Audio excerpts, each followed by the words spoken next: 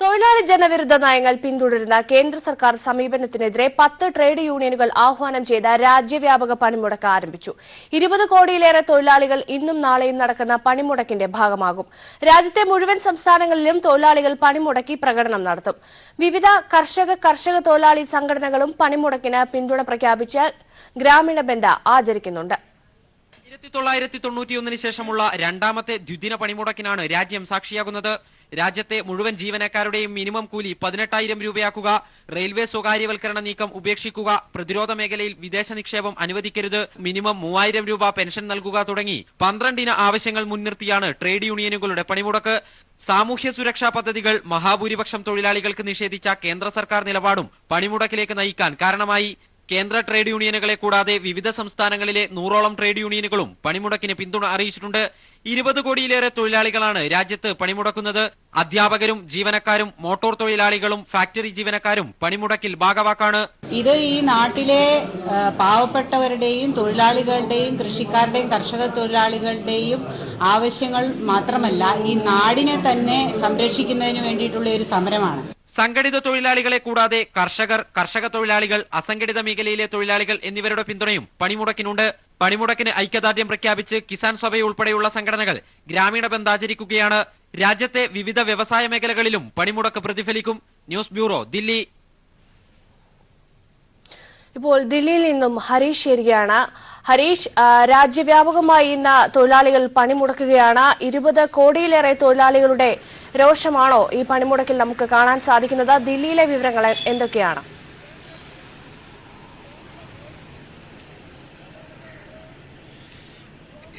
രേഷ്മ, ദില്ലിയിൽ ഔട്ടർ ദില്ലിയിലാണ് പ്രതിഷേധ പരിപാടികളും മറ്റു പരിപാടികളെല്ലാം തന്നെ ഇന്ന് സംഘടിപ്പിക്കുന്നത്. നാളെയാണ് സജീവമായി തന്നെ ദില്ലി കേന്ദ്രീകരിച്ചുകൊണ്ട് തന്നെ ദില്ലിയുടെ പല മേഖലകളിൽ തന്നെ പല സമരങ്ങളും പല പരിപാടികളും തീരുമാനിച്ചിട്ടുണ്ട്.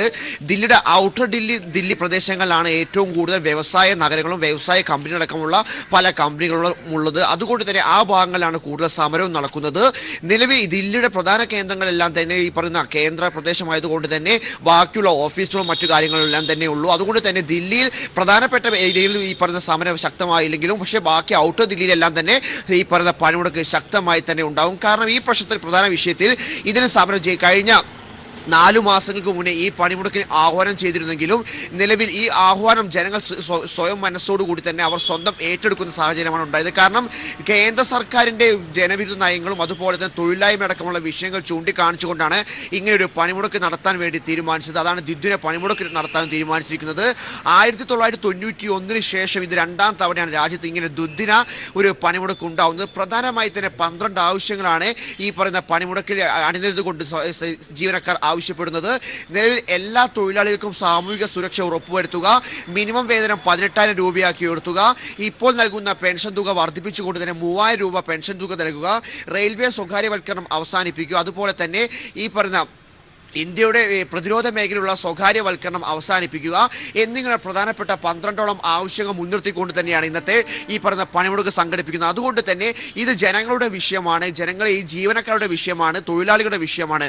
അതുകൊണ്ട് തന്നെ ഇതിന് ആഹ്വാനമുണ്ടെങ്കിലും ഇതൊരു തരത്തിലും ഇത് വലിയൊരു വിജയത്തിലേക്ക് പോകുമെന്നുള്ള കാര്യം ഉറപ്പായി തന്നെയുള്ള കാര്യമാണ്. കാരണം ഇതിൽ തന്നെ സാധാരണ ജനങ്ങൾക്ക് ഇന്ത്യയിൽ ജീവിക്കാൻ പറ്റുന്ന സാഹചര്യം ഉണ്ടെന്നുള്ള കാര്യം എല്ലാവരും തന്നെ വ്യക്തമാക്കിയിരുന്നു. അപ്പോൾ ഇതിൻ്റെ അടിസ്ഥാനത്തിൽ തന്നെയാണ്, കാരണം ഇന്ത്യയുടെ സപ്തനദികൾ എന്നറിയപ്പെടുന്ന 7 സംസ്ഥാനങ്ങളിൽ നിന്നുള്ള അടക്കമുള്ള, അതായത് അസം അടക്കമുള്ള മേഘാലയയും ത്രിപുരയും അടക്കമുള്ള 7 സംസ്ഥാനങ്ങളിൽ നിന്നുള്ള പല സംഘടനകളും ഇതിന് ഐക്യദാർഢ്യം പ്രഖ്യാപിച്ചുകൊണ്ട് രംഗത്ത് വന്നിരിക്കുന്നു.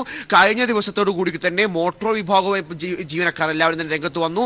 അവർ, അതായത് തൊഴിലാളികൾ ഈ പറയുന്ന വാഹനങ്ങൾ ഉപയോഗിച്ചുകൊണ്ട് തന്നെ ജീവിതമാർഗ്ഗം മുന്നോട്ട് കൊണ്ടുപോകുന്നവരെല്ലാവരും തന്നെ ഈ സമരത്തിന് ഐക്യദാർഢ്യം പ്രഖ്യാപിച്ചുകൊണ്ട് രംഗത്ത് വന്നിട്ടുണ്ട്. ഈ പറയുന്ന മോട്ടോർ വാഹന മേഖലയിലുള്ള പ്രധാനപ്പെട്ട അവർ ആ വിഭാഗം ചൂണ്ടിക്കാണിക്കുന്ന പ്രധാനപ്പെട്ട വിഷയം, നിലവിൽ 4.5 വർഷത്തെ മോദി ഭരണ സമയത്ത് ഡീസൽ വില കൊണ്ട് തന്നെ 12 ലക്ഷം കോടി രൂപയാണ് സെസ് വിഭാഗത്തിൽ നേടിയിരിക്കുന്നത്. പക്ഷേ ആ 12 ലക്ഷം കോടി രൂപ സെസ് വിഭാഗത്തിൽ നേടിയിട്ടും ഇന്നും ഇന്ത്യയിൽ തന്നെ പല റോഡുകളുടെ നിർമ്മാണവും മറ്റു റോഡുകളുടെ മറ്റു പ്രക്രിയകളെല്ലാം നടക്കുന്നത് സ്വകാര്യ കമ്പനികൾ മുഖാന്തരമാണ്. എന്നിട്ട് ആ സ്വകാര്യ കമ്പനികൾ തന്നെ ആ വിഷയത്തിൽ നിന്ന് ടോൾ പിരിവ് നടത്തുന്നു. അങ്ങനെ 12 ലക്ഷം കോടി രൂപ സെസ് കിട്ടിയിട്ടും എന്തടിസ്ഥാനത്തിലാണ് സ്വകാര്യ കമ്പനികൾക്ക് ഇങ്ങനെ ഈ വിഷയങ്ങൾ കൈമാറുന്നത്? ഇങ്ങനെ പോലുള്ള ഇന്ത്യയുടെ വികസന കുതിപ്പിന് വേണ്ട എല്ലാ റോഡ് നിർമ്മാണം അടക്കമുള്ള വിഷയങ്ങൾ സ്വകാര്യ കമ്പനികൾക്ക് എന്ത് അടിസ്ഥാനത്തിലാണ് നൽകുന്നത്, എന്നിട്ട് എന്തുകൊണ്ടാണ് ജനങ്ങളിൽ നിന്ന് ഇത്ര തുക പിരിപ്പിക്കുന്നത് എന്നിങ്ങനെ പ്രധാന ആവശ്യങ്ങൾ തന്നെ ആ മേഖലയിലുള്ള തൊഴിലാളി മേഖലയിൽപ്പെട്ട ഈ വാഹനങ്ങളുമായി ബന്ധപ്പെട്ട തൊഴിലാളികൾ ചോദിക്കുന്നുണ്ട്. അതുപോലെ ഇങ്ങനെ നിരവധി, കാരണം ഇന്ത്യയിലെ ജീവനക്കാർ അവരുടെ തൊഴിൽ മേഖലയുമായി ബന്ധപ്പെട്ടുകൊണ്ടുള്ള വലിയ സമരം തന്നെ നടത്തേണ്ട സമയമായിരിക്കുന്നു എന്നതിൻ്റെ വ്യക്തമായ ബോധ്യമുണ്ട്. കാരണം നമ്മുടെ സാധാരണഗതിയിൽ നമ്മുടെ ഇന്ത്യയിൽ നടക്കുന്ന പല പണിമുടക്കുകളും നടക്കാറുള്ളത് സാധാരണഗതിയിൽ നിലവിൽ കടകൾ മനഃപൂർവ്വം പൂട്ടിപ്പിക്കുക, കാരണം നിർബന്ധപൂർവ്വം പൂട്ടിപ്പിക്കുക, അല്ലെങ്കിൽ പണിമുടക്ക് നിർബന്ധപൂർവ്വം പങ്കെടുക്കാൻ വേണ്ടിയുള്ള ആഹ്വാനം ഉണ്ടാവുക എന്നിങ്ങനെ പല വിഷയങ്ങളുണ്ടായിരുന്നു. പക്ഷേ ഇന്നത്തെ ദ്വിദിന പണിമുടക്കിൻ്റെ ഏറ്റവും വലിയ പ്രത്യേകത എന്ന് പറയുന്നത് അങ്ങനെ ഒരു തരത്തിലുള്ള ആഹ്വാനങ്ങളില്ല. പക്ഷേ എന്തായാലും ഈ പണിമുടക്ക് വളരെ വലിയ വിജയത്തിലേക്ക് പോകുന്നുള്ള ഉറപ്പാണ്. കാരണം ഇത് ജനങ്ങളുടെയും തൊഴിലാളികളുടെയും സാധാരണക്കാരുടെയും പണിമുടക്കാണ്. കാരണം കേന്ദ്ര സർക്കാരിൻ്റെ എല്ലാ ജനവിരുദ്ധ നയങ്ങളും അതുപോലെ തന്നെ തൊഴിലായ്മ അടക്കമുള്ള വിഷയങ്ങൾ ചൂണ്ടിക്കാണിച്ചുകൊണ്ട് തന്നെ ജനങ്ങൾ സ്വമേധയാ ഏറ്റെടുത്തൊരു പണിമുടക്ക് തന്നെയാണെന്ന് പറയേണ്ടി വരും. ദില്ലി കേന്ദ്രീകരിച്ച് നാളെയാണ് വലിയ വലിയ സമര പരിപാടികൾ നടത്താൻ വേണ്ടി തീരുമാനിച്ചിരിക്കുന്നത്. പലതരത്തിലുള്ള വ്യത്യസ്ത സംഘടനകളും ഇന്ത്യയിലെ നാനാഭാഗത്തുള്ള എല്ലാ സംഘടനകളും ഇതിന് ഐക്യദാർഢ്യം പ്രഖ്യാപിച്ചുകൊണ്ട് നാളെ തന്നെ പല പരിപാടികളിൽ പങ്കെടുക്കുമെന്ന് വ്യക്തമാക്കിയിട്ടുണ്ട്. നിലവിൽ 10 കേന്ദ്ര സംഘടനകൾക്കൊപ്പം തന്നെ 100ഓളം സംസ്ഥാനത്തിലുള്ള പല സംഘടനകളും തൊഴിലാളി സംഘടനകളും പരിപാടിയിൽ ഇപ്പെടുന്ന പണിമുടക്കിൽ പങ്കെടുക്കുന്നുണ്ട്. നിലവിൽ 4 മാസങ്ങൾക്ക് മുമ്പ് തന്നെയായിരുന്നു ഇങ്ങനെ ഒരു പണിമുടക്ക് ആഹ്വാനം ചെയ്തെങ്കിലും കഴിഞ്ഞ 2 ദിവസത്തിന് മുൻപേ സെന്റർ ഫോർ മോണിറ്ററിംഗ് ഇന്ത്യൻ എക്കോണമിയുടെ സർവേ ഫലം പുറത്തു വന്നിരുന്നു. ആ സർവേ ഫലത്തിൽ പ്രധാനമായി ചൂണ്ടിക്കാണിക്കുന്നത് ഇന്ത്യയിൽ 2017 ഡിസംബറിന് ശേഷം 2017 ഡിസംബറിലേക്ക് എത്തുമ്പോൾ ഇന്ത്യയിൽ 1,10,00,000 തൊഴിലാളികൾക്ക് തൊഴിൽ നഷ്ടമായെന്ന് ചൂണ്ടിക്കാണിക്കുന്നു. 2 കോടി തൊഴിലവസരങ്ങൾ ഒരു വർഷം ഉണ്ടാക്കുമെന്ന് പറഞ്ഞ അധികാരത്തിൽ കയറിയ മോദി സർക്കാർ അധികാരത്തിൽ കയറിയെങ്കിലും നിലവിൽ 1,10,00,000 പേർക്ക് തൊഴിലുള്ളവർക്ക് തൊഴിൽ നഷ്ടപ്പെടുന്ന സാഹചര്യമാണ് ഈ 2017 ഡിസംബർ മുതൽ 2018 ഡിസംബർ വരെ ഉണ്ടായിരിക്കുന്നത്. അതിൻ്റെ വ്യക്തമായ കണക്കുകൾ പുറത്തു വന്നിരിക്കുന്നു. നിലവിൽ അതിൽ തന്നെ 65 ലക്ഷം പേരും സ്ത്രീകൾക്കാണ് തൊഴിൽ നഷ്ടപ്പെട്ടിരിക്കുന്നത്. അതിൽ തന്നെ ഏറ്റവും കൂടുതൽ തൊഴിൽ നഷ്ടമായിരിക്കുന്നത് ഗ്രാമീണ മേഖലയിൽ നിന്നാണ്. നഗരപ്രദേശങ്ങളിൽ തൊഴിൽ നഷ്ടമായത് വെറും 35 ലക്ഷം മാത്രമേ ഉള്ളൂ. 65 ലക്ഷവും തൊഴിൽ നഷ്ടപ്പെട്ടിരിക്കുന്നത് ഗ്രാമീണ മേഖലയിൽ നിന്നാണ് വ്യക്തമാക്കുന്നു.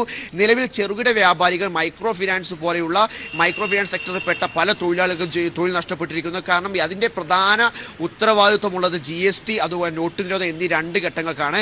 ഈ നോട്ട് നിരോധനം നടപ്പിലാക്കിയതുകൂടി തന്നെ മോദി സർക്കാർ വലിയ തോതിൽ വിജയം കൈവരിച്ചു എന്നുള്ള പ്രചാരണങ്ങൾ ഉണ്ടായിരുന്നു. പക്ഷേ നോട്ട് നിരോധനത്തിൻ്റെ കണക്കുകൾ കഴിഞ്ഞ ദിവസം RBI തന്നെ പുറത്തുവിട്ടിരുന്നു. RBIയുടെ കണക്കുകൾ പ്രകാരം 99.3% നോട്ടുകൾ തിരിച്ചു വന്നു. കാരണം മോദി സർക്കാരും അതുപോലെ തന്നെ BJPയുള്ള നേതാക്കളെല്ലാം തന്നെ ആദ്യമേ ചൂണ്ടിക്കാണിച്ച വിഷയം 3 ലക്ഷം കോടി രൂപയെങ്കിലും തിരിച്ചു വരാതിരിക്കുമെന്നുള്ള കണക്കുകളാണ് ചൂണ്ടിക്കാണിച്ചത്. പക്ഷേ അതെല്ലാം തന്നെ കണക്കുകളില്ലാതെ തന്നെ മാഞ്ഞു.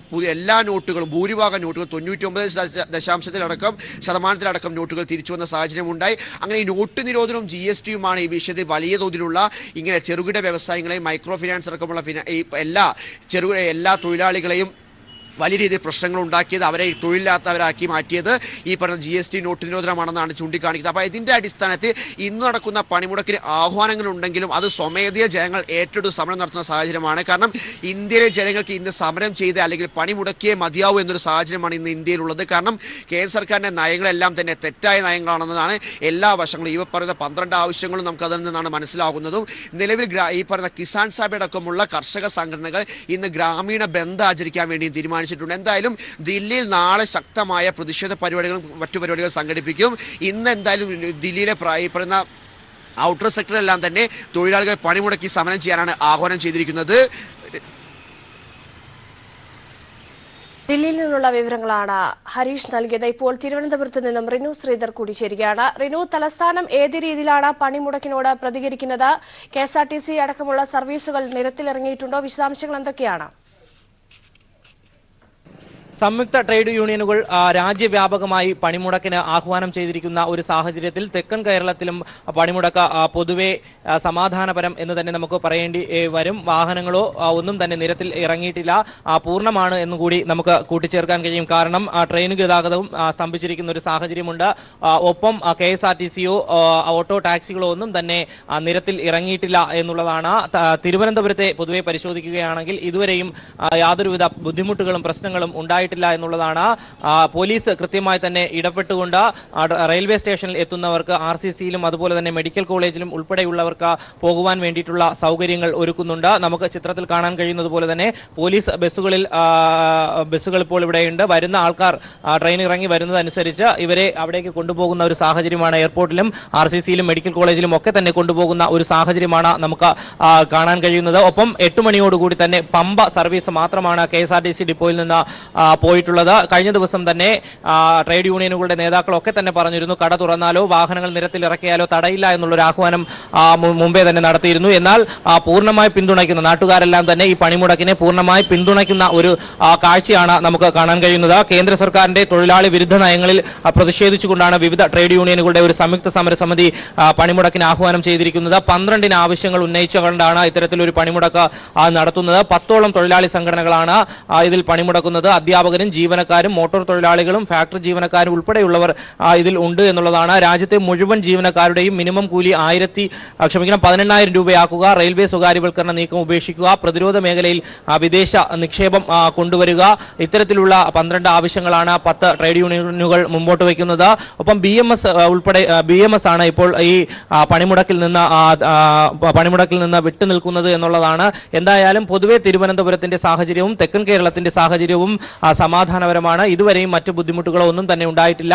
കടകമ്പോളങ്ങളോ ഒന്നും തന്നെ ഇതുവരെയും തുറന്നു പ്രവർത്തിക്കുന്നില്ല. വാഹനങ്ങൾ നിരത്തിലിറങ്ങിയിട്ടില്ല. മൊത്തത്തിൽ നമുക്ക് പരിശോധിക്കുകയാണെങ്കിൽ തെക്കൻ കേരളത്തിൽ പൂർണ്ണമായും പണിമുടക്കിനെ എല്ലാ ജനങ്ങളും സ്വാഗതം ചെയ്യുന്ന ഒരു കാഴ്ചയാണ് നമുക്ക് കാണാൻ കഴിയുന്നത്. തിരുവനന്തപുരത്തു നിന്നുള്ള വിവരങ്ങളാണ് ഇപ്പോൾ റിനു ശ്രീധർ നൽകിയത്. കൊച്ചിയിൽ നിന്ന് വിഷ്ണു പ്രസാദ് കൂടി ചേരുകയാണ്. വിഷ്ണു, തൊഴിലാളികളുടെ അതിജീവന പോരാട്ടമാണ് നടക്കുന്നത്. ഏത് രീതിയിലാണ് വ്യവസായിക നഗരം പണിമുടക്കിനോട് പ്രതികരിക്കുന്നത്?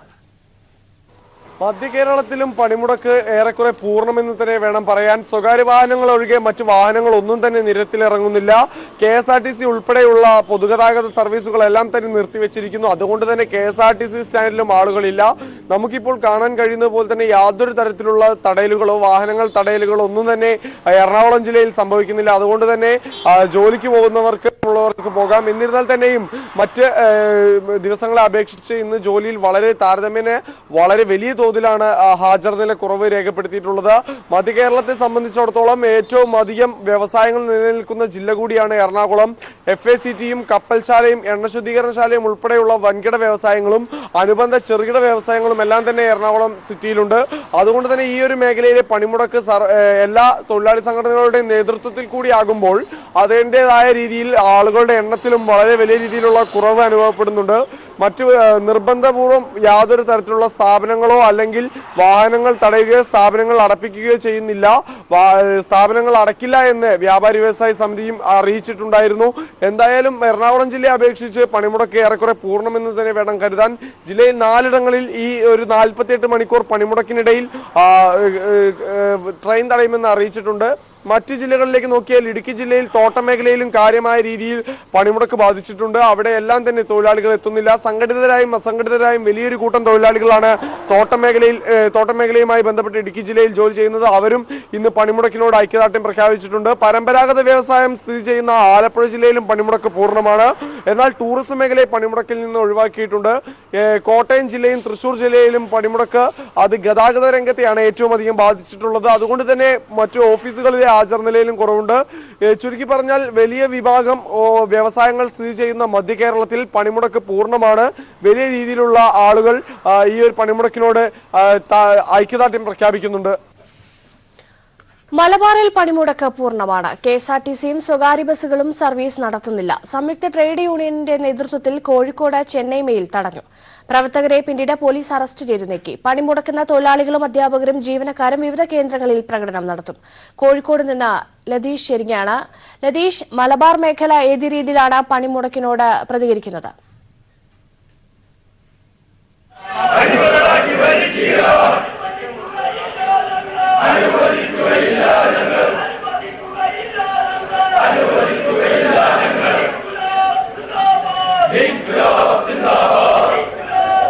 മലബാറിലെ 6 ജില്ലകളിലും പണിമുടക്ക് പൂർണ്ണമാണ്. കോഴിക്കോട് റെയിൽവേ സ്റ്റേഷനിൽ അല്പസമയം മുമ്പാണ് കോഴിക്കോടെത്തിയ ചെന്നൈ മെയിൽ സമരാനുകൂലികൾ തടഞ്ഞത്. ഇപ്പോൾ അവരെ അറസ്റ്റ് ചെയ്ത് നീക്കിയിരിക്കുകയാണ്. അതിൻ്റെ ദൃശ്യങ്ങളാണ് നമുക്ക് കാണാൻ വേണ്ടി കഴിയുന്നത്. എന്തായാലും സമരം ശക്തമായി തന്നെ മുന്നോട്ട് കൊണ്ടുപോകാനാണ് സമര സംഘടനകളുടെ സംയുക്ത ട്രേഡ് യൂണിയനുകളുടെ തീരുമാനം. വിവിധ സ്ഥലങ്ങളിൽ കോഴിക്കോടിന് പുറമെ കാസർഗോഡ്, കണ്ണൂർ, അതേപോലെ തന്നെ പാലക്കാട് അടക്കമുള്ള വിവിധ സ്ഥലങ്ങളിൽ ട്രെയിൻ തടയുമെന്ന് ഇതിനകം തന്നെ യൂണിയൻ നേതാക്കൾ അറിയിച്ചിട്ടുണ്ട്. അതിൻ്റെ ഭാഗമായി വിവിധ സമയങ്ങളിൽ ട്രെയിൻ തടയുന്ന അടക്കമുള്ള സമരപരിപാടികളിലേക്ക് കടക്കും. എന്നാൽ വാഹനങ്ങൾ തടയുകയോ സ്വകാര്യ വാഹനങ്ങൾ ഉൾപ്പെടെയുള്ള വാഹനങ്ങൾ തടയുകയോ കടകൾ നിർബന്ധിച്ച് അടപ്പിക്കുകയോ ചെയ്യില്ല എന്ന് ട്രേഡ് യൂണിയൻ നേതാക്കൾ വ്യക്തമാക്കിയിരുന്നു. ഇനി വിവിധ സ്ഥലങ്ങളിൽ പ്രകടനവും അതേപോലെ തന്നെ പൊതുസമ്മേളനങ്ങളും നടത്താനാണ് സംയുക്ത സമരസമിതിയുടെ തീരുമാനം. BMS ഒഴികെയുള്ള ട്രേഡ് യൂണിയനുകളാണ് ഇന്നത്തെ പണിമുടക്കിൽ ദേശീയ പൊതുപണിമുടക്കിൽ പങ്കെടുക്കുന്നത്. കേന്ദ്ര സർക്കാരിൻ്റെ ജനവിരുദ്ധ നയങ്ങൾ തിരുത്തുക എന്നതാണ് പ്രധാനപ്പെട്ട ആവശ്യം. 12 ആവശ്യങ്ങൾ ഉന്നയിച്ചാണ് ഇത്തരത്തിലൊരു ദേശീയ പണിമുടക്ക് 48 മണിക്കൂർ ദേശീയ പണിമുടക്കിന് സംയുക്ത ട്രേഡ് യൂണിയനുകൾ ആഹ്വാനം ചെയ്തിരിക്കുന്നത്. എല്ലാ മേഖലയിലെയും തൊഴിലാളികൾ ഈ പണിമുടക്കിൽ പങ്കുചേരുന്നതാണ് ഇതിൻ്റെ മറ്റൊരു പ്രത്യേകത. തോട്ടം മേഖല, അതേപോലെ തന്നെ വ്യവസായ മേഖല അടക്കമുള്ള എല്ലാ തൊഴിലാളി വിഭാഗങ്ങളും ഇന്നത്തെ പണിമുടക്കിൽ പങ്കെടുക്കുന്നുണ്ട്. അതുകൊണ്ട് തന്നെ പണിമുടക്ക് വലിയ വിജയമാകുമെന്ന് തന്നെയാണ് ട്രേഡ് യൂണിയൻ നേതാക്കൾ പറയുന്നത്. നമുക്കറിയാവുന്ന പോലെ തന്നെ മലബാറിലെ മറ്റ് 5 ജില്ലകളിലും പണിമുടക്ക് പൂർണ്ണമാക്കാനുള്ള പ്രവർത്തനത്തിലാണ് സമരസമിതിയുടെ പ്രവർത്തകരും അതേപോലെ തന്നെ നേതാക്കളും. വിവിധ കേന്ദ്രങ്ങളിൽ ഇനി വരുന്ന സമയത്ത് വിവിധ കേന്ദ്രങ്ങളിൽ അവരുടെ പ്രവർത്തകരുടെ നേതൃത്വത്തിൽ പ്രകടനവും അതേപോലെ തന്നെ പൊതുസമ്മേളനങ്ങളും സംഘടിപ്പിക്കും. വ്യാപാരികൾ കടകൾ തുറക്കുമെന്ന് അറിയിച്ചിട്ടുണ്ടെങ്കിലും ഇതുവരെ കാര്യമായ കൂടുതൽ കടകളൊന്നും തുറന്നിട്ടില്ല. ചിലയിടങ്ങളിൽ ചില കടകൾ തുറന്നതായാണ് നമുക്ക് ലഭിക്കുന്ന വിവരം. കൂടുതൽ കടകൾ തുറക്കുന്നത് സംബന്ധിച്ച് ഒരു 9 മണിക്ക് ശേഷം തന്നെയായിരിക്കും, അതിന് 10 മണിയോടുകൂടിയായിരിക്കും നമുക്ക് മനസ്സിലാക്കാൻ വേണ്ടി കഴിയുക. അധ്യാപകരും ജീവനക്കാരും ഇന്നത്തെ പണിമുടക്കിൽ പങ്കെടുക്കുന്നുണ്ട്. അതുകൊണ്ട് തന്നെ സ്കൂളുകളുടെയും സർക്കാർ ഓഫീസുകളുടെയും പ്രവർത്തനം സ്തംഭിക്കും. ഒപ്പം ബാങ്കിംഗ്, ഇൻഷുറൻസ് മേഖലയിലെ ജീവനക്കാരും ഇന്നത്തെ പണിമുടക്കിൽ പങ്കെടുക്കുന്നുണ്ട്. എന്തായാലും മലബാറിൽ പണിമുടക്ക് സമാധാനപരമായാണ് പുരോഗമിക്കുന്നത്. മലബാറിലും പണിമുടക്ക് പൂർണ്ണമാണ്. വിവരങ്ങളാണ് ലതീഷ് നൽകിയത്. മറ്റു വാർത്തകളിലേക്ക്. കോഴിക്കോട് കൊയിലാണ്ടിയിൽ വീണ്ടും ബോംബേറ്. CPM ഏരിയ കമ്മിറ്റി അംഗവും നഗരസഭാ സ്റ്റാൻഡിംഗ് കമ്മിറ്റി അംഗവുമായ ഷിജുവിന്റെ വീടിന് നേരെ ബോംബെറിഞ്ഞു. ബോംബേറിൽ ജനൽ ചില്ലുകളും വാതിലും തകർന്നു. ആക്രമണത്തിന് പിന്നിൽ RSSകാരെന്ന് CPIM ആരോപിച്ചു. വിവരങ്ങളുമായി PV കുട്ടൻ ചേരുകയാണ്. കുട്ടൻ, എന്താണ് സംഭവിച്ചത്? ഇന്ന് പുലർച്ചെ 3:30 മണിയോടുകൂടിയാണ് CPIM കൊയിലാണ്ടി ഏരിയ കമ്മിറ്റി അംഗം K. ഷിജുമാഷയുടെ വീടിന് നേരെ ബോംബാക്രമണം നടന്നത്. കൊയിലാണ്ടി നഗരസഭയിലെ വിദ്യാഭ്യാസ സ്റ്റാൻഡിംഗ് കമ്മിറ്റി ചെയർമാൻ കൂടിയാണ് ഷിജുമാഷ്. അദ്ദേഹം ആക്രമണം നടക്കുന്ന സമയത്ത് വീട്ടിലുണ്ടായിരുന്നു. വലിയ സ്ഫോടന ശബ്ദം കേട്ടാണ് ഷിജുവും കുടുംബവും ഉണർന്നത്. പുറത്തെത്തുമ്പോഴേക്കും അക്രമികൾ ബൈക്കിൽ രക്ഷപ്പെട്ടുവെന്നാണ് ഷിജു മാസ്റ്റർ പറയുന്നത്. ബോംബാക്രമണത്തിന് പിന്നിൽ RSS ആണെന്നാണ് CPIM ആരോപിക്കുന്നത്. വീടിന്റെ ജനൽ ഗ്ലാസുകൾ തകർന്നു, അതുപോലെ വാതിലുകളും പൂർണ്ണമായി തകർന്നിട്ടുണ്ട്. കൊയിലാണ്ടി പോലീസ് സ്ഥലത്തെത്തി അന്വേഷണം ആരംഭിച്ചിട്ടുണ്ട്. കഴിഞ്ഞ ദിവസം നഗരസഭാ ചെയർമാൻ അഡ്വക്കേറ്റ് K. സത്യന്റെ ഉൾപ്പെടെയുള്ള വാഹനങ്ങളും RSS പ്രവർത്തകർ ആക്രമിച്ചിരുന്നു. കോഴിക്കോട് ജില്ലയുടെ പല ഭാഗത്തും ഏകപക്ഷീയമായ രീതിയിലായിരുന്നു RSSന്റെ അക്രമങ്ങൾ നടന്നത്. അതിനുശേഷം വിവിധ കേന്ദ്രങ്ങളിൽ സമാധാന യോഗം നടക്കുകയും ഈ അക്രമത്തിന് അറുതി വരുത്തുന്നതിന് വേണ്ടിയുള്ള തീരുമാനങ്ങൾ രാഷ്ട്രീയ പാർട്ടികൾ എടുക്കുകയും ചെയ്തിരുന്നു. അതിന് തൊട്ടു പിന്നാലെയാണ് ഈ തീരുമാനങ്ങളെല്ലാം കാറ്റിൽ പറത്തിക്കൊണ്ട് CPIMന്റെ ഏരിയ കമ്മിറ്റി അംഗത്തിന്റെ വീടിന് നേരെ ആക്രമണം നടന്നിരിക്കുന്നത്. പുലർച്ചെ 3:30 മണിക്കാണ് ഷിജുമാഷിന്റെ വീട് ആക്രമിച്ചത്. അതിന് പിന്നാലെ ഏതാണ്ട് 5 മണിയോടുകൂടി BJPയുടെ മണ്ഡലം സെക്രട്ടറി VK മുകുന്ദന്റെ വീടിന് നേരെയും ഒരു സംഘം ബോംബെറിഞ്ഞിട്ടുണ്ട്. കോഴിക്കോട് കൊയിലാണ്ടിയിൽ വീണ്ടും ബോംബേറ്. CPM ഏരിയ കമ്മിറ്റി അംഗവും നഗരസഭാ സ്റ്റാൻഡിംഗ് കമ്മിറ്റി അംഗവുമായ ഷിജുവിന്റെ വീടിന് നേരെയാണ് ബോംബെറിഞ്ഞത്. വിവരങ്ങളാണ് PV കുട്ടൻ നൽകിയത്. ഇടവേള. സർക്കാർ ജോലികളിലും വിദ്യാഭ്യാസ സ്ഥാപനങ്ങളിലും 10% സാമ്പത്തിക സംവരണം ഏർപ്പെടുത്താനുള്ള ഭരണഘടനാ ഭേദഗതി ബിൽ ലോക്സഭയിൽ. ഭരണഘടനയുടെ 15, 16 വകുപ്പുകൾ ഭേദഗതി ചെയ്യുന്ന ബില്ലാണ് അവതരിപ്പിക്കുക. ഭരണഘടനാ ഭേദഗതി ബില്ലായതിനാൽ 2/3 ഭൂരിപക്ഷം നേടാൻ പ്രതിപക്ഷ പാർട്ടികളുമായും കേന്ദ്രം സമവായത്തിലെത്തേണ്ടി വരും. ബില്ലിനെ എതിർത്താലും ബിൽ പാസായാലും തിരിച്ചടിയാകുമെന്നതിനാൽ ബിൽ സെലക്ട് കമ്മിറ്റിക്ക് വിടണമെന്ന് ആവശ്യപ്പെടുകയോ റഫേൽ വിഷയം ഉന്നയിച്ച് സഭ തടസ്സപ്പെടുത്തുകയോ ചെയ്യുക എന്നതായിരിക്കും കോൺഗ്രസ് തന്ത്രം. ഇന്നലെ ചേർന്ന അടിയന്തര കേന്ദ്രമന്ത്രിസഭാ യോഗമാണ് മുന്നോക്ക ജാതികളിലെ സാമ്പത്തികമായി പിന്നോക്കം നിൽക്കുന്നവർക്ക് സർക്കാർ ഉദ്യോഗങ്ങളിലും വിദ്യാഭ്യാസ സ്ഥാപനങ്ങളിലും 10% സംവരണം ഏർപ്പെടുത്താനുള്ള തീരുമാനം കൈക്കൊണ്ടത്. ഇതിനായുള്ള ഭരണഘടനാ ഭേദഗതി ബില്ലാണ് ഇന്ന് ലോക്സഭയിലെത്തുന്നത്. കേന്ദ്ര സാമൂഹിക ക്ഷേമ വകുപ്പ് മന്ത്രി തവർചന്ദ് ഗെഹ്ലോട്ടാണ് ബിൽ അവതരിപ്പിക്കുക. ഭരണഘടനാ ഭേദഗതിയായതിനാൽ ബില്ല് പാസാവാൻ 2/3 ഭൂരിപക്ഷം വേണം. NDAക്ക് നിലവിൽ സഭയിൽ 2/3 അംഗസംഖ്യയില്ല. അതിനാൽ ബില്ല് പാസാക്കാൻ കേന്ദ്ര സർക്കാരിന് പ്രതിപക്ഷ പാർട്ടികളുമായി സമവായത്തിൽ എത്തേണ്ടി വരും. സഭയിൽ ഹാജരാകാൻ നിർദ്ദേശിച്ച് BJP MPമാർക്ക് വിപ്പ് നൽകിയിട്ടുണ്ട്. ബില്ലിനെ എതിർത്താലും ബില്ല് പാസായാലും കോൺഗ്രസിന് രാഷ്ട്രീയമായി തിരിച്ചടിയുണ്ടാകും. അതിനാൽ ബില്ല് സെലക്ട് കമ്മിറ്റിക്ക് വിടണമെന്ന് ആവശ്യപ്പെടുകയോ റഫേൽ വിഷയം ഉന്നയിച്ച് സഭാ നടപടികൾ തടസ്സപ്പെടുത്തുകയോ ചെയ്യുക എന്നതായിരിക്കും കോൺഗ്രസ് തന്ത്രം. ബില്ല് ലോക്സഭയിൽ പാസാക്കാനാകുമെന്ന പ്രതീക്ഷയിലാണ് കേന്ദ്രം. ഇത് മുന്നിൽ കണ്ടാണ് രാജ്യസഭ ഒരു ദിവസം കൂടി കേന്ദ്ര സർക്കാർ നീട്ടിയിരിക്കുന്നത്. News bureau, Delhi. CBI director സ്ഥാനത്ത് നിന്ന് മാറ്റിയതിനെതിരെ അലോക് വർമ്മ നൽകിയ ഹർജിയിൽ സുപ്രീംകോടതി ഇന്ന് വിധി പറയും. ചീഫ് ജസ്റ്റിസ് അധ്യക്ഷനായ 3-അംഗ ബെഞ്ചാണ് വിധി പ്രസ്താവം നടത്തുക. മാസങ്ങളോളം നീണ്ടുനിന്ന സിബിഐ തർക്കത്തിനൊടുവിൽ ഒക്ടോബർ 23-ന് രാത്രി അലോക് വർമ്മയെ നിർബന്ധമായി അവധിയിൽ പ്രവേശിപ്പിച്ച കേന്ദ്ര നീക്കം മോദിക്ക് തിരിച്ചടിയാകുമോ എന്നാണ് ഇന്ത്യൻ രാഷ്ട്രീയം ഉറ്റുനോക്കുന്നത്.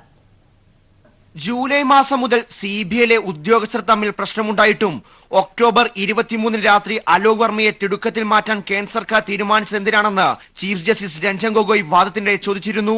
ഉന്നത സിബിഐ ഉദ്യോഗസ്ഥർ തമ്മിലുള്ള തർക്കം ഒരു രാത്രി കൊണ്ട് ഉണ്ടായതല്ല. പ്രധാനമന്ത്രി അധ്യക്ഷനായ ഉന്നതതല സമിതിയുമായി ആലോചിക്കാതെ എന്തടിസ്ഥാനത്തിലാണ് അലോക് വർമ്മയെ മാറ്റിയത്? കമ്മിറ്റിയുമായി കൂടിയാലോചിക്കുന്നതിൽ എന്തായിരുന്നു ബുദ്ധിമുട്ട്?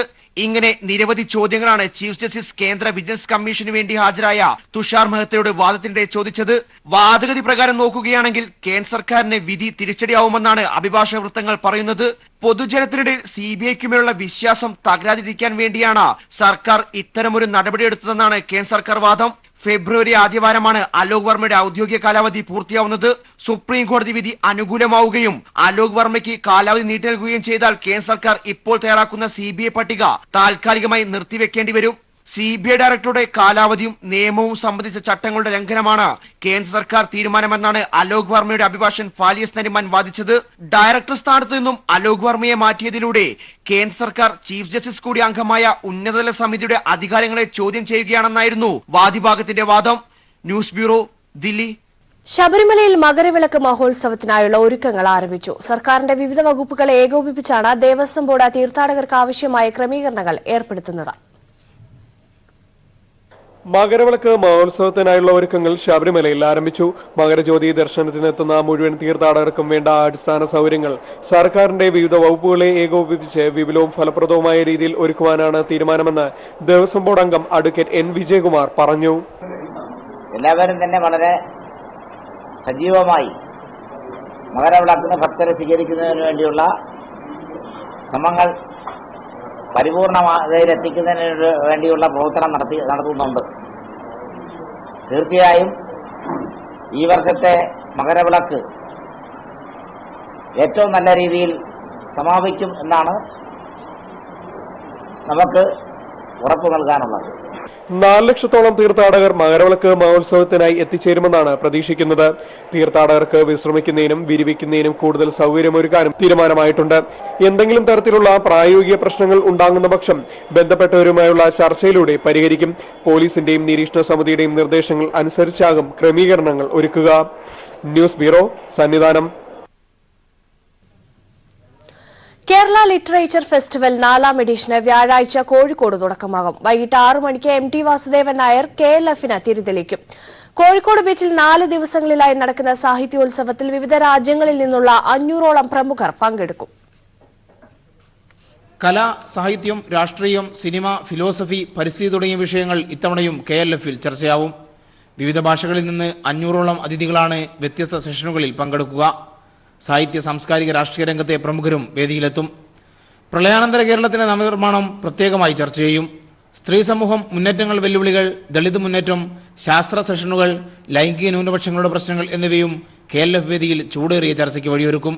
Festival director K. സച്ചിദാനന്ദൻ. വിദേശത്ത് നിന്നുള്ള പങ്കാളികൾ, പ്രത്യേകിച്ചും എഴുത്തുകാരുണ്ട്, കലാകാരന്മാരുണ്ട്, നർത്തകരുണ്ട്, നാടകകാരന്മാരുണ്ട്. രണ്ടാമതായിട്ട് ഇന്ത്യയിൽ നിന്ന്, കേരളത്തിന് പുറത്തു നിന്നുള്ള പങ്കാളികൾ, ഇംഗ്ലീഷിൽ എഴുതുന്ന ആളുകൾ, മറ്റു ഭാഷകളിൽ എഴുതുന്ന ആളുകളുമുണ്ട്.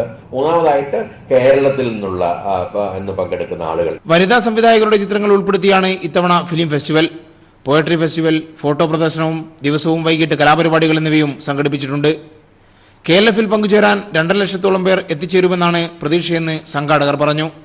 കോഴിക്കോട് നടന്ന വാർത്താ സമ്മേളനത്തിൽ സച്ചിദാനന്ദന് പുറമെ Ravi DC, AK Abdul Hakeem, KV Sasi എന്നിവരും പങ്കെടുത്തു. News bureau, Kozhikode. കേരളത്തെ കലാപഭൂമിയാക്കരുതെന്നാവശ്യപ്പെട്ട് കോഴിക്കോട് സാംസ്കാരിക പ്രവർത്തകരുടെ ധർണ. നവോത്ഥാന മൂല്യ സംരക്ഷണ വേദിയുടെ ആഭിമുഖ്യത്തിലാണ് സാഹിത്യകാരന്മാർ ഒത്തുചേർന്നത്. KP രാമനുണ്ണി പരിപാടി ഉദ്ഘാടനം ചെയ്തു. ശബരിമലയുടെ പേര് പറഞ്ഞ് കേരളത്തെ കലാപഭൂമിയാക്കുന്ന സംഘപരിവാർ നടപടിയെ ശക്തമായി അപലപിച്ചുകൊണ്ടാണ് സാഹിത്യകാരന്മാരും സാംസ്കാരിക പ്രവർത്തകരും ഒത്തുചേർന്നത്. ഇനിയെങ്കിലും സാംസ്കാരിക നായകന്മാർ മൗനം പാലിക്കാൻ പാടില്ലെന്ന് ഉറക്കെ പറഞ്ഞായിരുന്നു പ്രതിഷേധം. കേരളത്തിൽ ഒരു സമാന്തര സർക്കാർ ഉണ്ടാക്കാൻ വേണ്ടി തെരുവുകളെ കലാപഭൂമിയാക്കി ഭയപ്പെടുത്തി കീഴ്പ്പെടുത്താനുള്ള ശ്രമങ്ങളാണ് നടക്കുന്നതെന്ന് KEN പറഞ്ഞു. കേരളത്തിലെ ജനങ്ങൾ തെരഞ്ഞെടുത്ത, കേരളത്തിലെ ജനങ്ങൾ അനുകൂലമായും പ്രതികൂലമായും പ്രതികരിക്കുന്ന ഒരു സർക്കാർ കേരളത്തിൽ നിലനിൽക്കെ ആ സർക്കാരിനെ നിലനിർത്തിക്കൊണ്ട് തന്നെ അതിന്റെ മുകളിൽ ഒരു സമാന്തര സർക്കാർ ഉണ്ടാക്കാൻ, അതിനുവേണ്ടി തെരുവുകളെ കലാപഭൂമികളാക്കി മാറ്റാൻ, കൊലവിളിയുടെ, അലർച്ചയുടെ, ഭയപ്പെടുത്തി കീഴ്പ്പെടുത്തലിന്റെ ഒരു കാഴ്ചപ്പാടിലേക്ക് കാര്യങ്ങളെ മാറ്റാനുള്ള വലിയൊരു ശ്രമമാണ് നടക്കുന്നത്. ഫാസിസ്റ്റ് തന്ത്രങ്ങൾ അടിച്ചേൽപ്പിക്കാൻ അമ്പലങ്ങളുടെയും ഭക്തിയുടെയും പേരിൽ പാവപ്പെട്ട സ്ത്രീകളെ തെരുവിൽ ഇറക്കുകയാണ് സംഘപരിവാർ എന്ന് K. അജിത ചൂണ്ടിക്കാട്ടി. സ്ത്രീകളെ നിങ്ങൾ വില കുറച്ച് കാണുമ്പോൾ, അല്ലെങ്കിൽ ഇടിച്ചു താത്തി കാണുമ്പോൾ, വിവേചനത്തോടുകൂടി കാണുമ്പോൾ, നിങ്ങൾക്കിടയിലെ സ്ത്രീകളെ ഉപയോഗിക്കുകയാണ് ചെയ്യുന്നത്. റോട്ടുമേർക്കാനും നിങ്ങളുടെ ഏറ്റവും ഗൂഢമായ, ഏറ്റവും നീചമായ ഫാഷിസ്റ്റ് തന്ത്രങ്ങൾ അടിച്ചേൽപ്പിക്കാൻ നിങ്ങൾ പാവപ്പെട്ട സ്ത്രീകളെ ഉപയോഗിക്കുന്നു, അമ്പലങ്ങളുടെയും ഭക്തിയുടെയും പേരിൽ. KP Ramanunni, KKN Kurup, PK Parakkadavu തുടങ്ങി നിരവധി സാഹിത്യകാരന്മാരാണ് പ്രതിഷേധ ധർണയിൽ പങ്കെടുത്തത്. നവോത്ഥാന മൂല്യ സംരക്ഷണ വേദിയുടെ ആഭിമുഖ്യത്തിലാണ് കോഴിക്കോട്ട് പ്രതിഷേധ ധർണ നടന്നത്. News bureau, Kozhikode. ഹർത്താൽ ദിനത്തിലെ അക്രമങ്ങളുടെ പേരിൽ സംഘപരിവാർ നേതാക്കളെ അറസ്റ്റ് ചെയ്യണമെന്നാവശ്യപ്പെട്ട് സമർപ്പിച്ച ഹർജി ഹൈക്കോടതി ഇന്ന് പരിഗണിക്കും. ഹർത്താലിന് ആഹ്വാനം ചെയ്തവരെ അറസ്റ്റ് ചെയ്യണമെന്നും അവരിൽ നിന്ന് നഷ്ടപരിഹാരം ഈടാക്കണമെന്നുമാണ് ഹർജിയിലെ ആവശ്യം. TP Senkumar, KP Sasikala, PS Sreedharan Pillai, O Rajagopal തുടങ്ങിയ BJP, RSS, ശബരിമല കർമ്മസമിതി നേതാക്കൾക്കെതിരെ നടപടി ആവശ്യപ്പെട്ട് തൃശൂർ സ്വദേശിയാണ് ഹൈക്കോടതിയെ സമീപിച്ചത്. സംസ്ഥാനത്ത് കലാപം നടത്തുന്നവരാണ് സർക്കാരിനെ പിരിച്ചുവിടാൻ പറയുന്നതെന്ന് CPIM സംസ്ഥാന സെക്രട്ടറി കോടിയേരി ബാലകൃഷ്ണൻ. സർക്കാരിനെ പിരിച്ചുവിടാനുള്ള ശക്തി BJPക്കില്ലെന്നും പിരിച്ചുവിട്ടാൽ വരുന്ന തെരഞ്ഞെടുപ്പിൽ BJPക്ക് കേരളത്തിലുള്ള സീറ്റ് കൂടി നഷ്ടമാകുമെന്നും അദ്ദേഹം പറഞ്ഞു. RSSും സംഘപരിവാർ സംഘടനകളും ആസൂത്രണം ചെയ്ത കലാപമാണ് കേരളത്തിൽ നടക്കുന്നത്. ഇതുവരെ സംസ്ഥാനത്ത് 690 CPIM പ്രവർത്തകർ കൊല്ലപ്പെട്ടിട്ടുണ്ട്. ഇതിൽ 224 പേരെ കൊന്നത് RSSുകാരാണെന്നും CPIM സംസ്ഥാന സെക്രട്ടറി കോടിയേരി ബാലകൃഷ്ണൻ പറഞ്ഞു. സർക്കാരിനെ പിരിച്ചുവിടുന്നെങ്കിൽ ആദ്യം ഉത്തർപ്രദേശ് സർക്കാരിനെ പിരിച്ചുവിടണം. അവിടെയാണ് വർഗീയ കലാപം കൂടുതൽ നടക്കുന്നത്. 2017 മാത്രം UPയിൽ 197 കലാപങ്ങൾ നടന്നുവെന്നും അദ്ദേഹം പറഞ്ഞു. 1959 EMS ഗവൺമെന്റ് പിരിച്ചുവിട്ടതുപോലെ ഇപ്പോൾ പിണറായി വിജയൻ ഗവൺമെന്റ് പിരിച്ചുവിടാനുള്ള ശക്തി ഇന്നത്തെ കേന്ദ്ര ഗവൺമെന്റിനില്ല. പിരിച്ചുവിട്ടാൽ 6 മാസത്തിനിടയിൽ നിയമസഭയിലേക്ക് ഇലക്ഷൻ നടത്തേണ്ടതായിട്ട് വരും. അപ്പോൾ ഇന്ന് നിയമസഭയിൽ BJPക്ക് ഒരു സീറ്റുണ്ട്. അങ്ങനെ ഒരു തെരഞ്ഞെടുപ്പ് നടക്കുകയാണെങ്കിൽ ഇന്നുള്ള ഒരു സീറ്റ് കൂടി BJPക്ക് ഇല്ലാതാവും. വിശ്വാസികളുടെ വിശ്വാസം സംരക്ഷിച്ചുകൊണ്ടേ LDF സർക്കാർ മുന്നോട്ടു പോകൂ. വിശ്വാസികളുടെ ഇടയിൽ കമ്മ്യൂണിസ്റ്റ് പാർട്ടിക്ക് ശക്തി കൂടിയിട്ടേയുള്ളൂവെന്നും അദ്ദേഹം പറഞ്ഞു. പള്ളിക്കോ ക്ഷേത്രങ്ങൾക്കോ എതിരെ CPM ആക്രമണം നടത്തിയിട്ടില്ല. അങ്ങനെയുള്ള ആക്രമണങ്ങൾ അനുവദിക്കില്ലെന്നും കോടിയേരി കൂട്ടിച്ചേർത്തു. ശബരിമലയുമായി ബന്ധപ്പെട്ട് കേരളത്തിൽ കലാപമുണ്ടാക്കുക എന്നതാണ് അവർ തീരുമാനിച്ചത്. എന്നാൽ ഇന്ന് ശബരിമലയും പരിസര പ്രദേശവും സമാധാന അന്തരീക്ഷം സ്ഥാപിക്കാൻ കഴിയും.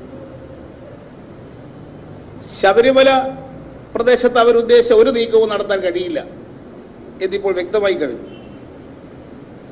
അതുകൊണ്ടാണ് ഇപ്പോൾ പുതിയ രീതിയിൽ ശബരിമലക്ക് പുറത്ത് അക്രമങ്ങൾ വ്യാപിപ്പിക്കാൻ BJP തയ്യാറായിരിക്കുന്നത്. BJPയെ സഹായിക്കുന്ന നിലപാടാണ് കോൺഗ്രസ് സംസ്ഥാനത്ത് സ്വീകരിക്കുന്നത്. സാമ്പത്തിക സംവരണം നടപ്പിലാക്കുമ്പോൾ നിലവിൽ സംവരണം ലഭിക്കുന്നവർക്ക് ബുദ്ധിമുട്ടുണ്ടാകരുത്.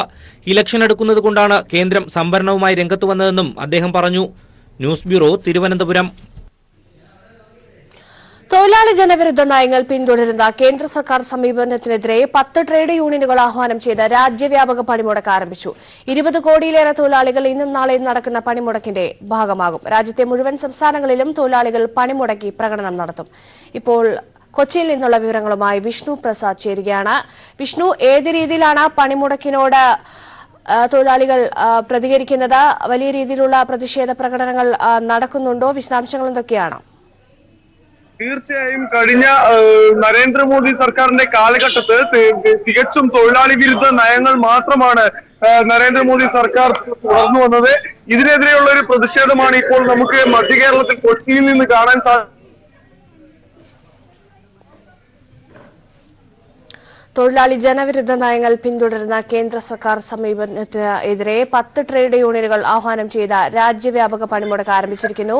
ഒരിക്കൽ കൂടി കൊച്ചിയിൽ നിന്നും തത്സമയം വിഷ്ണു പ്രസാദ് ചേരുകയാണ്. വിഷ്ണു, തീർച്ചയായും രേഷ്മ, നമുക്ക് അറിയാവുന്ന പോലെ തന്നെ രാവിലെ മുതൽ പൊതുഗതാഗതം ഉൾപ്പെടെയുള്ള വ്യവസായ മേഖലകൾ സ്തംഭിച്ച ഒരു കാഴ്ചയായിരുന്നു കൊച്ചിയിൽ നിന്നുള്ളത്. അതിന്റെ ഒരു ആവർത്തനം എന്ന രീതിയിൽ കേന്ദ്രം ഭരിക്കുന്ന രാജ്യത്തെ കോർപ്പറേറ്റുകൾക്ക് തീരെഴുതി കൊടുക്കുന്ന നരേന്ദ്രമോദി സർക്കാരിന്റെ ജനവിരുദ്ധ നയങ്ങൾക്കെതിരെ ഇനി സന്ധിയില്ലാ സമരത്തിന് ഇറങ്ങുകയാണെന്ന് ഉറക്കെ പ്രഖ്യാപിച്ചുകൊണ്ടാണ് ജില്ലയിലെ ഓരോ തൊഴിലാളിയും ഇപ്പോൾ ഈ ഒരു പോരാട്ടത്തിന്റെ ഭാഗമായിരിക്കുന്നത്. 48 മണിക്കൂർ 2 പതിറ്റാണ്ടിന് ശേഷമാണ് 48 മണിക്കൂർ ദൈർഘ്യമുള്ള ഒരു പണിമുടക്ക് തൊഴിലാളികളുടെ നേതൃത്വത്തിൽ ആഹ്വാനം ചെയ്യുന്നത്.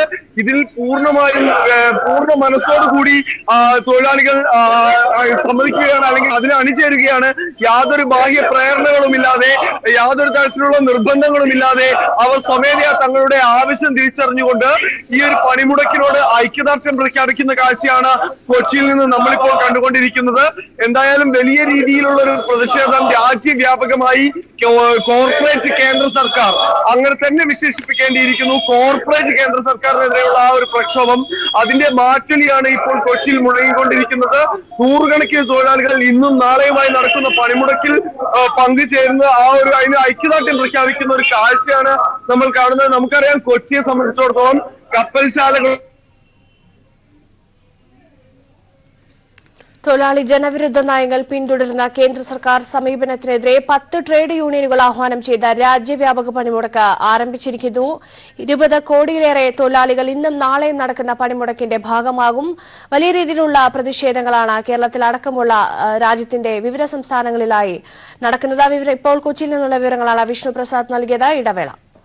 ശബരിമലയിൽ വീണ്ടും യുവതീ പ്രവേശനം. 10നും 50നും ഇടയ്ക്ക് പ്രായമുള്ള 2 പേർ കൂടി മല ചവിട്ടി. 2 പേരും വന്നത് മലേഷ്യയിൽ നിന്ന്. ദൃശ്യങ്ങൾ പീപ്പിളിന് ലഭിച്ചു. കനകദുർഗയും ബിന്ദുവും മല ചവിട്ടി അന്ന് തന്നെ ഇരുവരും മല ചവിട്ടി. യുവതികൾ അയ്യപ്പ ദർശനം നടത്തിയത് പകൽ വെളിച്ചത്തിൽ ഭക്തർ ഇവരെ തടഞ്ഞില്ല. പകരം ദർശനത്തിന് വഴിയൊരുക്കി.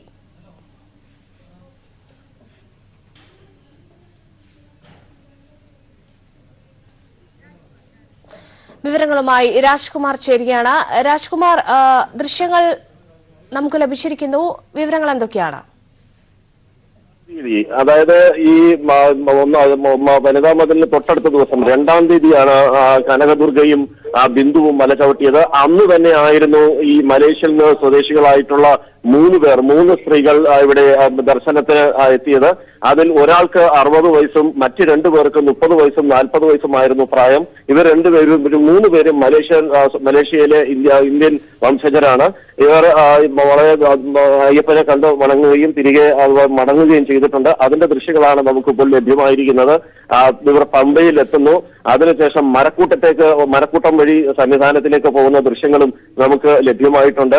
ഇവർ സന്നിധാനത്ത് ദർശനം നടത്തിയതിന്റെ ഇതും പോലീസ് സ്ഥിരീകരിച്ചു. അതേസമയം ഇവരുടെ പ്രായമോ മറ്റു കാര്യങ്ങളോ പരിശോധിക്കേണ്ട ബാധ്യത തങ്ങൾക്കില്ല എന്ന് പോലീസ് അറിയിച്ചു. ഇതിൽ ഒരു യുവതി ധരിച്ചിരിക്കുന്നത് ലെഗിൻസ് ആണ്. അവരാണ് ഏറ്റവും പ്രായം കുറഞ്ഞ യുവതി എന്ന് നമുക്ക് ദൃശ്യങ്ങളിൽ നിന്ന് തന്നെ വ്യക്തമാണ്. മറ്റൊരു സ്ത്രീക്ക് 40 വയസ്സാണ് പ്രായം നമുക്ക് അതിനകത്ത് തോന്നിക്കുന്നത്. ഇവരെ സംബന്ധിച്ചുള്ള വിവരങ്ങൾ പോലീസ് കൂടുതൽ പുറത്തുവിടാൻ ഇതുവരെ തയ്യാറായിട്ടില്ല. ഇവർ വന്നത് പോലീസ് സ്ഥിരീകരിക്കുകയും ചെയ്തു. രാജ്കുമാർ, പോലീസിന്റെ സുരക്ഷയോടുകൂടിയായിരുന്നു അവർ മല ചവിട്ടിയത്? പോലീസിന്റെ യാതൊരു സുരക്ഷയോ സംവിധാനങ്ങളോ ഒന്നും ഉപയോഗിച്ചായിരുന്നില്ല. പക്ഷെ പോലീസിന്റെ അറിവുണ്ടായിരുന്നു. പോലീസ് അറിവോടുകൂടി തന്നെയാണ് ഇവർ പോയത്. എന്നാൽ പോലീസിന്റെ സംരക്ഷണം ഇവർക്കില്ലായിരുന്നു. കനകദുർഗയും ബിന്ദുവും പോയ അതേ ദിവസം തന്നെയായിരുന്നു ഇവരും മല ചവിട്ടിയത്. ഇവരെ ഭക്തർ യാതൊരു പ്രതിഷേധവും രേഖപ്പെടുത്തിയില്ലെന്ന് മാത്രമല്ല അവർക്ക് വഴിയൊരുക്കുകയും ചെയ്തു. അതുകൊണ്ടാണ് സുഗമമായ ഒരു അയ്യപ്പ ദർശനം അവർക്ക് സാധ്യമായത്. അതുതന്നെയാണ് രാജ്കുമാർ സൂചിപ്പിച്ചതുപോലെ അവർ പകൽ സമയത്താണ് ദർശനം നടത്തിയത്. ഒപ്പം യാതൊരു വിധത്തിലുള്ള പ്രതിഷേധം ഒന്നും അവർക്ക് നേരെ ഉണ്ടാകുന്നില്ല. ഈ പ്രതിഷേധങ്ങൾ മുഴുവനും തയ്യാറാക്കുന്നതും അങ്ങനെ ഒരു പദ്ധതിക്ക് രൂപം നൽകുകയും ചെയ്തത് സംഘപരിവാർ പ്രസ്ഥാനങ്ങൾ മാത്രമാണ്. മറ്റ് വിശ്വാസികളെല്ലാം ഇതിനോടൊപ്പമാണെന്നുള്ള വ്യാജ പ്രചരണം മാത്രമായിരുന്നു എന്നാണ് ഇത് തെളിയിക്കുന്നത്. അന്നു മുതൽ ഈ സംഘപരിവാർ പ്രസ്ഥാനങ്ങൾ പറഞ്ഞിരുന്നത് തമിഴ്നാടും ആന്ധ്രയിൽ നിന്നുള്ള വിശ്വാസികൾ പോലും ഇതിനെതിരാണ്, യുവതികൾ പ്രവേശിക്കാൻ പാടില്ല തുടങ്ങിയ കാര്യങ്ങളിലൊക്കെ അവരാണ് മുൻപന്തിയിൽ നിൽക്കുന്ന ഒരു പ്രചരണം അഴിച്ചുവിട്ടിരുന്നു. ഇപ്പോൾ കഴിഞ്ഞ ഇതിനു വേണ്ടി നട തുറന്നതിന് ശേഷം 1 തീയതി മുതൽ ഇങ്ങോട്ട് പരിശോധിച്ചു കഴിഞ്ഞാൽ കൂടുതലും ഇവിടെ ദർശനത്തിന് എത്തിയത് ആന്ധ്ര, തമിഴ്നാട്, കർണാടക സ്വദേശികളായിട്ടുള്ള ഭക്തരാണ്. എന്നാൽ അവർക്കിടയിലൂടെ തന്നെയാണ് ഇവർ ഈ മലേഷ്യൻ യുവതികളും പോയത്. അവരെ ആരും തടഞ്ഞില്ലെന്ന് മാത്രമല്ല അവർക്ക് സുഗമമായ ദർശനത്തിനും അവർ വഴിയൊരുക്കി. രാജ്കുമാർ, ഇനിയും യുവതികൾ ശബരിമലയിൽ എത്തിയിരുന്നു എന്ന് തന്നെയല്ലേ ഇതൊക്കെ സൂചിപ്പിക്കുന്നത്?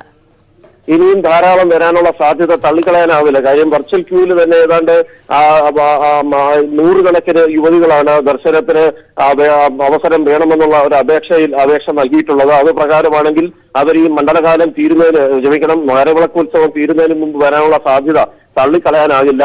കനകദുർഗയും ഇപ്പോൾ ഈ ബിന്ദുവും മലേഷ്യയിൽ നിന്നുള്ള 2 യുവതികളും കയറുന്നതോടെ ഒരൊറ്റ ദിവസം തന്നെ 4 പേരാണ് മല ചവിട്ടിയത്.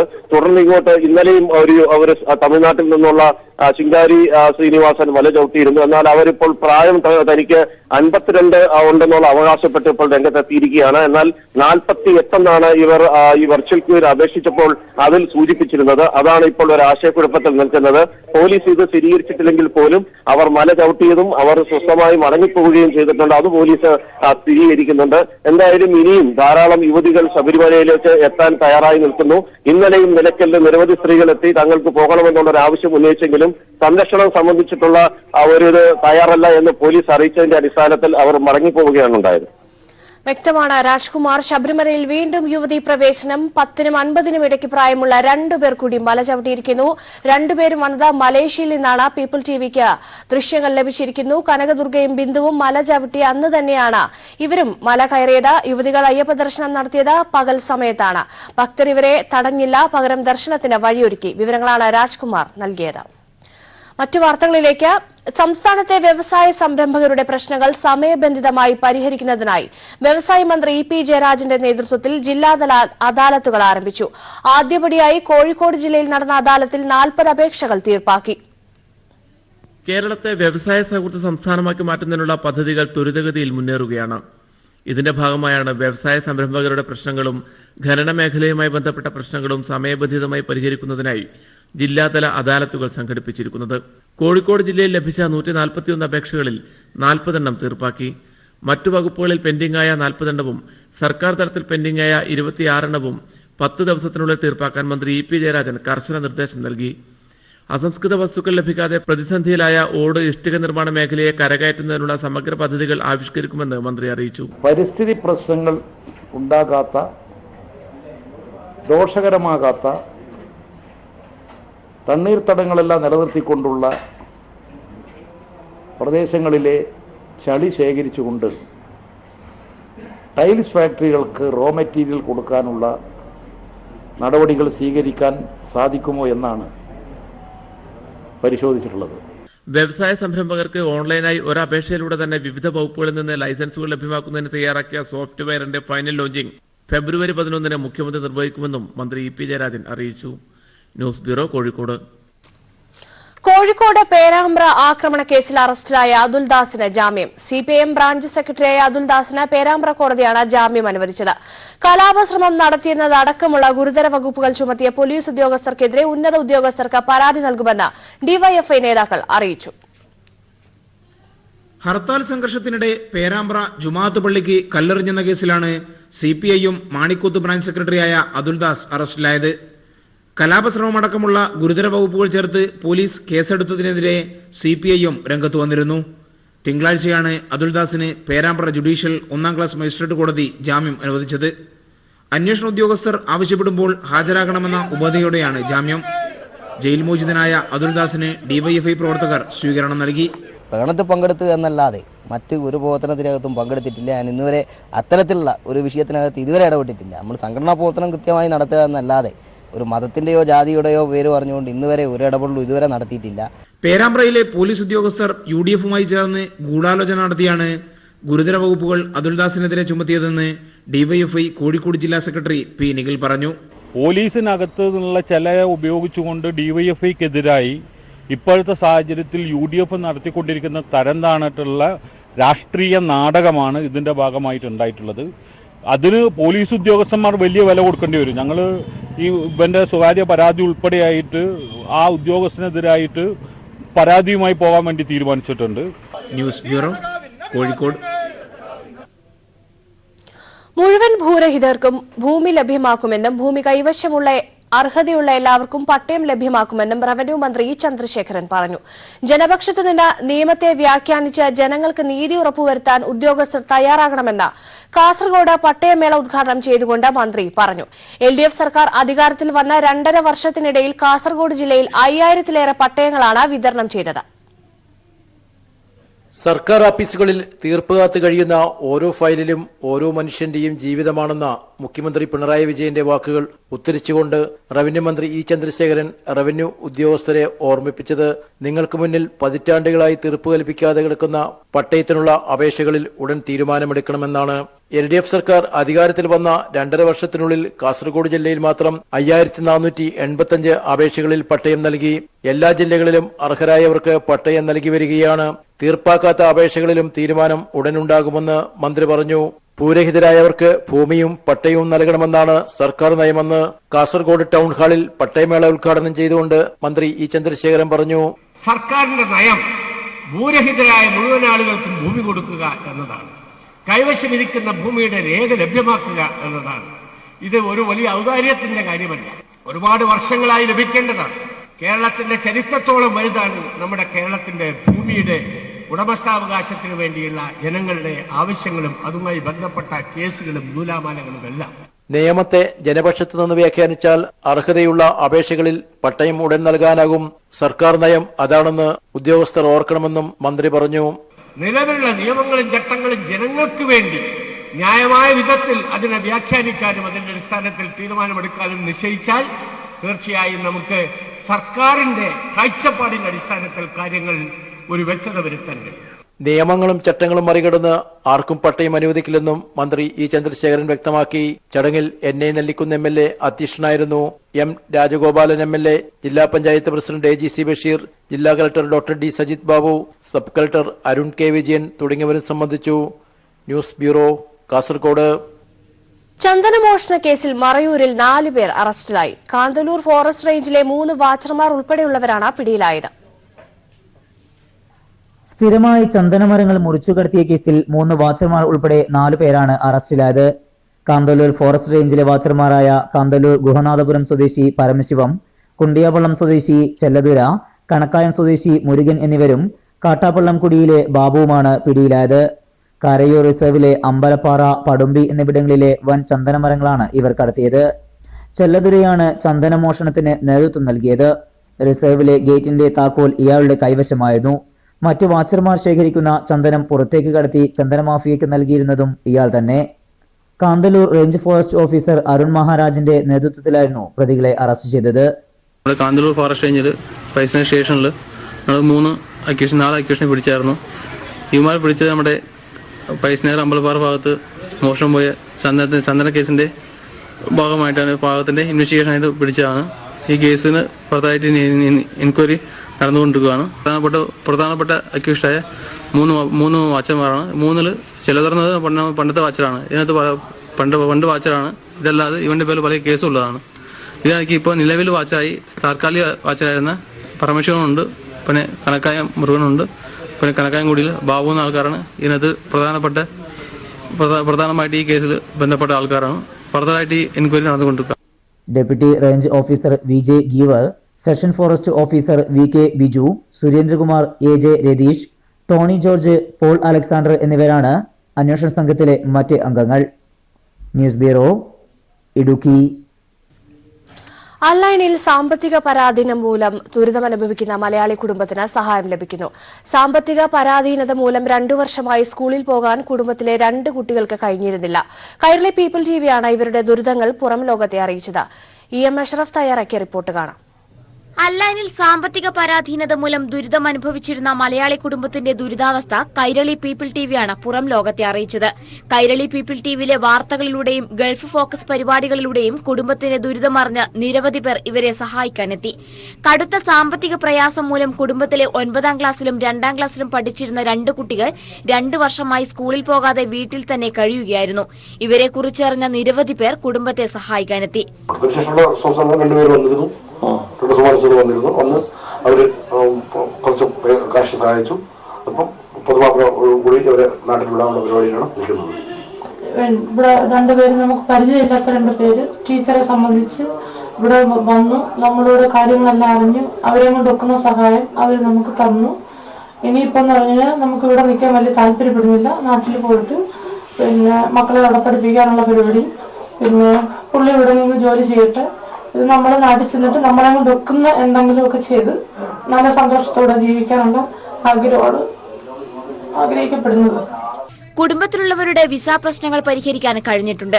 നാട്ടിലെത്തിയ കുടുംബങ്ങളെ അവിടെ പഠിപ്പിക്കാനും നാട്ടിൽ തന്നെ ഇനി താമസമാക്കാനുമാണ് ഇവരുടെ തീരുമാനം.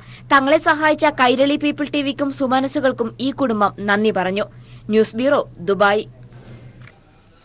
കേരളത്തിലെ പ്രമുഖ ബാങ്കിംഗ് ഇതര ധനകാര്യ സ്ഥാപനമായ KLM ആക്സിവയുടെ 20ാം വാർഷികാഘോഷങ്ങൾ കൊച്ചിയിൽ ആരംഭിച്ചു. ചുരുങ്ങിയ കാലം കൊണ്ട് KLM ആക്സിവ ഫിൻഫസ്റ്റ് കേരളത്തിലെ മുൻനിര ധനകാര്യ സ്ഥാപനമായി മാറിയെന്ന് ആഘോഷ പരിപാടികൾ ഉദ്ഘാടനം ചെയ്ത ESAF bank MD K Paul Thomas പറഞ്ഞു. 20 വർഷങ്ങൾ പൂർത്തിയാക്കുന്ന സാഹചര്യത്തിൽ ഒട്ടേറെ ക്ഷേമ പദ്ധതികളാണ് KLM ആക്സിവ പ്രഖ്യാപിച്ചിട്ടുള്ളത്.